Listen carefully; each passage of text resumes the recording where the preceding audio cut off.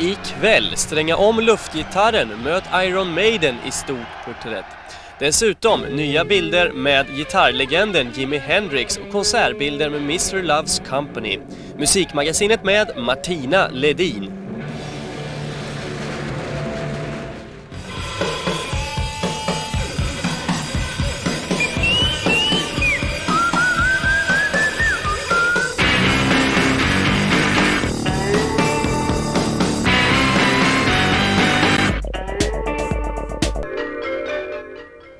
Hej alla glada och gulliga Maiden.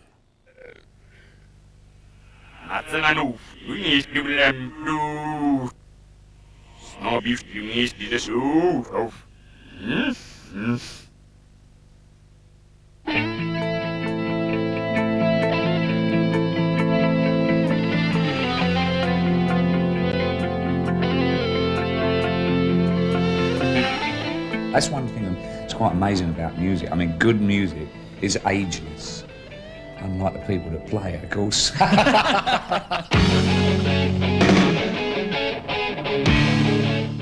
Nej, de är knappast några tonåringar längre, medlemmarna i Iron Maiden. Men det är inte utan att man själv känner sig lite som 15 igen när de gamla klassiska plattorna hamnar på skivtallriken. Och visst åker både luftgitarr och lufttrummor fram när man hör låtar som The Trooper, Run to the Hills, Prisoner och Aces High.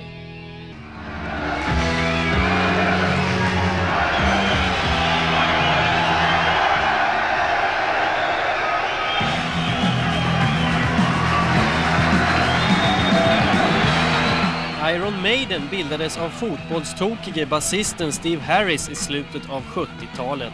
Tillsammans med band som Judas Priest och Saxon visade de världen vad brittisk heavy metal handlade om. Självbetitlade debutplattan släpptes våren 1980 och sedan dess har det hunnit bli ytterligare 10.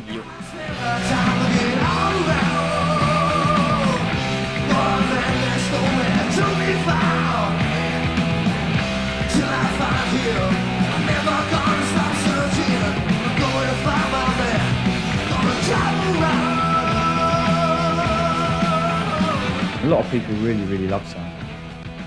It's not my favourite just purely because I was disappointed with the sound of it, but it still has the energy and the attitude on there, which I suppose is the main thing at that point in time. You know. And there is no resemblance between myself and Eddie, boys and girls. That's not why I'm holding this up, okay? So let's get that straight.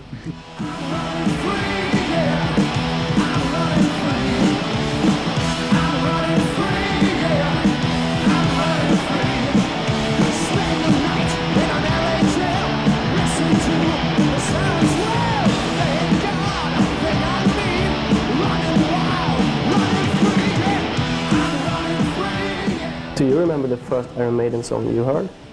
Because you weren't in the original lineup. I mean, it was probably Killers, actually.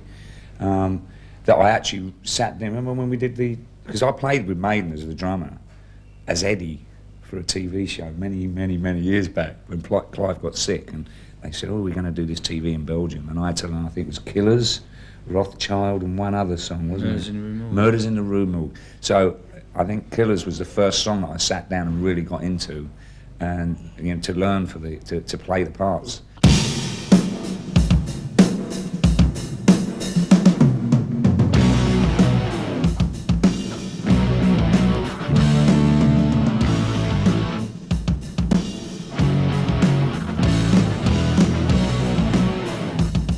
Who is this Eddie? Eddie the Ed, yeah. Well, it started off when we was just in the pubs in East End of London, and we used to have this mask, and of one of the roadies, I think it was, like a kabuki mask.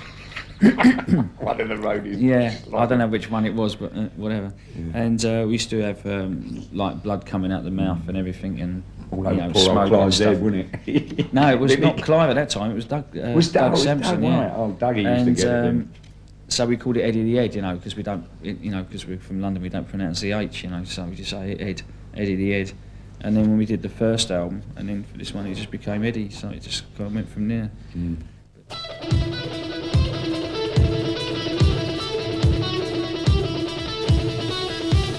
Eddie the Ed, ja. Skapad av konstnären Derek Riggs har Iron Maidens trogne monstermaskot gått och blivit lite av en institution i sig själv.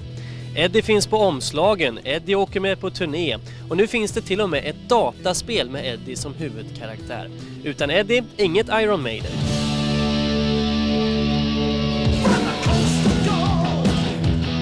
He's a really nice bloke, but he's a bit out there, sort of a bit eccentric, is what I'm saying. He's into this Tai Chi stuff and everything, and he's sort of in a world of his own, really. And he used to be a clown, didn't he? Yeah. A circus clown. He was actually, you know, well, I think he worked on a circus for a while, and then he went out and did children's shows.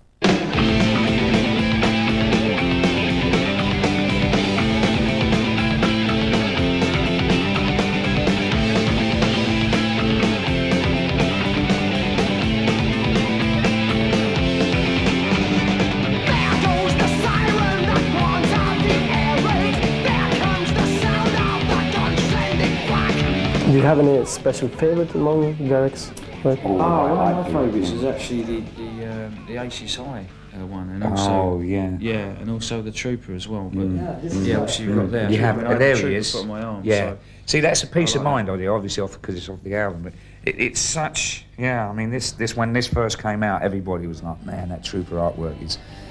My favourite, which we'll get onto, is Somewhere in Time. But you know, this is really a classic too. There he is. Look, boys and girls, see, very good. The same. You'll take my life, but I'll take yours too. You fire musket, but I'll run you through. So when you're waiting for the next attack, you better stand. There's no turning back.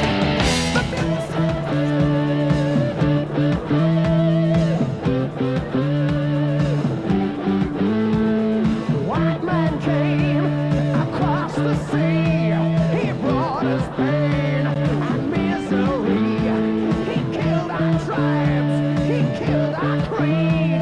He took our game for his own need. We fought him hard. We fought him well.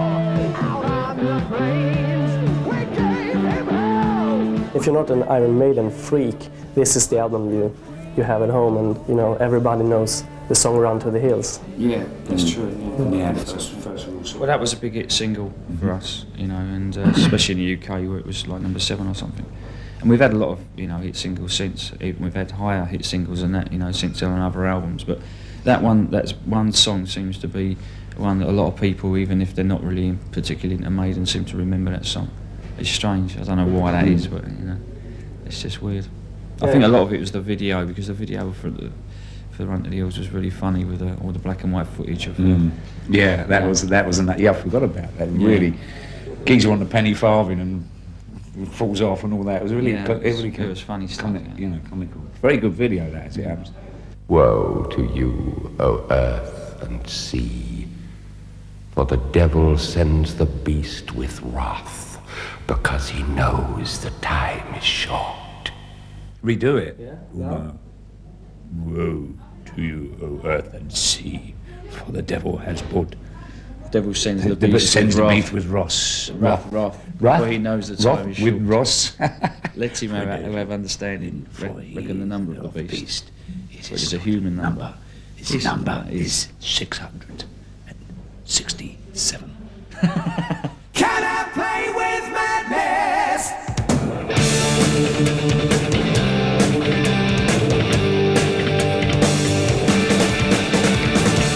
Humor seems like a big thing for Iron Maiden.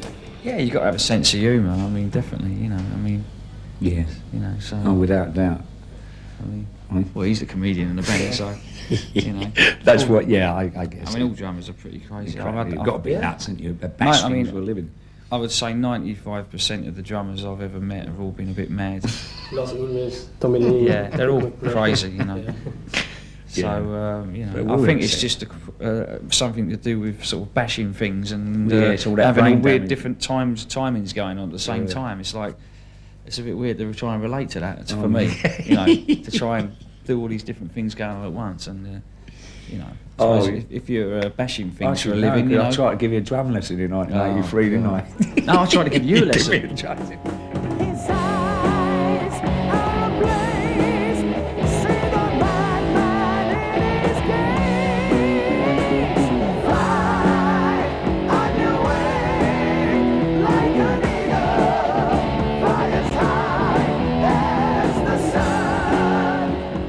Ja, det blir sällan tråkigt när Iron Maidens galne trummis Nico McBrain är med. På gott men också på ont. När Nico blev fast medlem inför inspelningen av 1983 års mästerverk Peace of Mind kunde det nästan bli lite för mycket av det goda.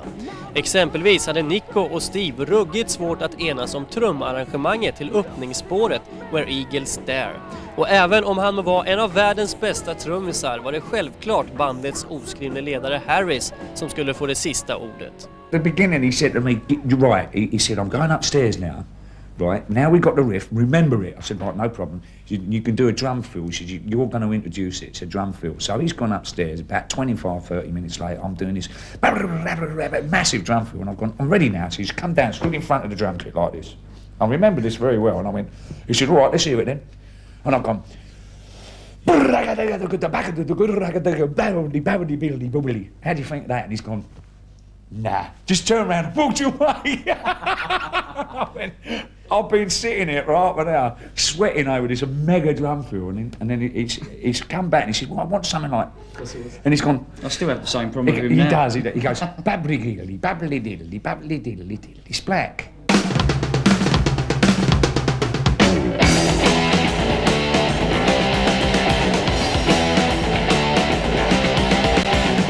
The sound of Iron Maiden 1983, 1989, 1994, is it really this big difference? It's, you know, you can hear this is Iron Maiden. The essence, yeah, I mean the essence of the band is still there. I mean the weird thing is people say when they hear a new Maiden album, like the last album, The X Factor, or the new album, Virtual Eleven. I mean, you know, also we've got a different singer on these two albums, and people still say, well, you know, it's really different, but it still sounds like Iron Maiden. So it's kind of like a contradiction in terms, really. So I mean, people say, well, how do you manage to still be different but still maintain the Maiden sound? And we don't analyse it, that's the thing, we just do what we do. And I think that whoever's in the band at the time, whichever 5 people are in the band, we just are what we are, and we just make the kind of sound that we come out with is a very natural thing. It's not something we try and do different or not be different. It's it just comes out that way. So, you know, it's weird. It's kind of like a strange question. We get asked that a lot. I'm waiting in my cold cell when the bell begins to chime, reflecting on my past life, and it doesn't have much time. One Iron Maiden song, is there like the Iron Maiden song? Well, for me personally, I suppose probably over the years, it's probably Hallowed Be Thy Name. I mean, my personal favourite, you know, at the moment is Afraid to Shoot Strangers, I think. You know, in the live set. I can't say about the new album because, you know, you have to wait to play the songs live to become objective about them. But I suppose over the years, it's probably Hallowed. Yeah. There's a magic on that. It's like most of the songs that we play together, but when we get into Hallowed, it's just, it doesn't matter where it is in the set. And actually on the last tour, it was at the very end section of the show. And, you know, you're quite tired, but there's something, as soon as we start playing that song, after that intro goes and we start kicking in, obviously if I get the tempo right as well, if we're too fast, it just doesn't work. But it is quite up-tempo, and it's just, there's something about it, it builds, and it just layers, and by the end of it, coming out the solo, it's heaving. That's one of my favourite tracks. When the priest comes to read me the last rites, take a look through the bars of the last sights of a world that has gone very wrong for me. Can it be that there's some sort of error not to stop the surmounting terror? Is it really the end, not some crazy dream? Somebody please tell me that. Can we just do the intro of Still Life? Oh! Oh gosh. Yeah. What do you want, the backwards version or the real version? The real version. Do goes. both. Oh yes, it goes. And the real version is. No, that comes last, doesn't it? Beg your pardon. It goes. What was that thing with the 3 buns? Don't meddle with things you don't understand. Big belch, beg your pardon. So it starts off with a backwards belch. Don't try this at home, boys. Ja, Iron Maiden är aktuella med plattan Virtual 11. Nu ska vi få se bilder från en konsert.